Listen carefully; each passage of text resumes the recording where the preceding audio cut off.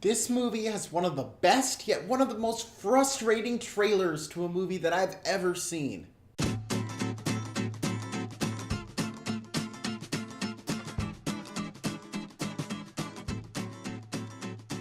Hello everyone, Riley here, and today's movie is Sorry to Bother You. Now, Sorry to Bother You is written and directed by Boots Riley, and it stars Lakeith Stanfield as a man who doesn't have a whole lot going for him and starts becoming a telemarketer. And it's hard to explain the main story premise of this movie without going into spoilers, as none of it's really in the trailer. Some of the best jokes of the movie are in the trailer, but basically none of the actual story of this movie is in the trailer, which is fantastic because it's really refreshing to actually see a movie and it not be exactly what you expect it to be. Even though I was able to kind of predict a decent amount of what was happening, there were a lot of twists that came throughout the movie that I was not anticipating at all. And overall, this movie just felt fresh. And a lot of that has to do with the unique style that this movie takes and the unique ways that it presents ideas and the commentary.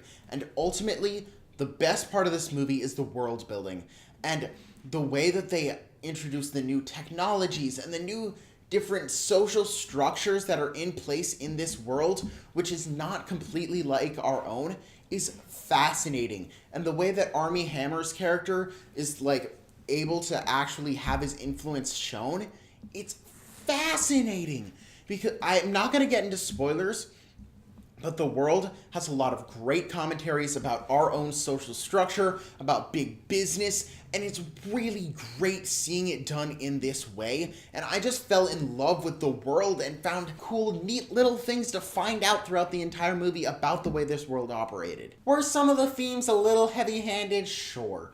But it was in a new and inventive way that they were presented, and it was in an impactful way. And even though some of the CGI is not very good, I think it actually ended up helping the movie because it played into the themes. But if you've seen the third act of this movie, you know what I'm talking about. Another great thing about this movie are the characters and the acting. The characters are all fascinating. There are so many well-developed three-dimensional characters that have really cool rapports with each other. For example, the relationship between Lakeith Stanfield and Steven Yeun.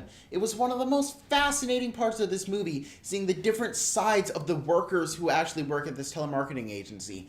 And I thought the way that that relationship and the actual structure of the workplace that he was at was fascinating. It was really compelling to watch them actually doing their job and the way that the ideology of how different people are doing in the same job. Tessa Thompson was really good. There were some things between her and Lakeith Stanfield that were a little unrealistic, but I kind of brushed past those. But she was really good, and I think the best part of this movie was Armie Hammer. Armie Hammer crushed it in this film, and he had some of the funniest parts of this movie, some of the most uncomfortable social commentaries in this movie, and he was probably the most captivating character to watch because there was still some mystery around him, and it was very intriguing seeing where that storyline was going to go.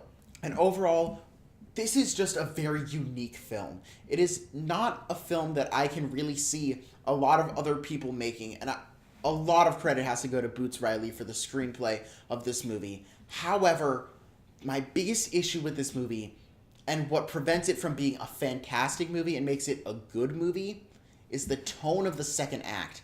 The second act tone is completely all over the place, and it is so absurd, which is fine and is great because I loved the absurdity of a lot of this movie, but they were also going for a lot of absurd humor, where they were trying to break things and be like, wow, isn't this crazy, for laughs, but the entire tone of the movie was in that same absurd way, so it didn't come across as funny. It just came across as kind of drudgery and a little uncomfortable and awkward, not in the best way.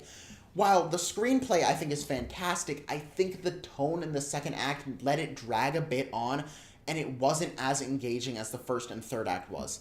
And another issue that I had was the editing and the very end, like the last 2-3 minutes of it. I think you could have let things sit a little longer and it was a little choppy. But other than that, this movie is very entertaining. It has a lot of important things to say, and it was overall pretty well done. I definitely recommend checking out Sorry to Bother You. So those are my thoughts on the movie. If you've seen it, drop down in the comment section below what you thought of it. And if you like this video, drop a like, hit that subscribe button, and the notification bell next to it. And as always, thanks for watching.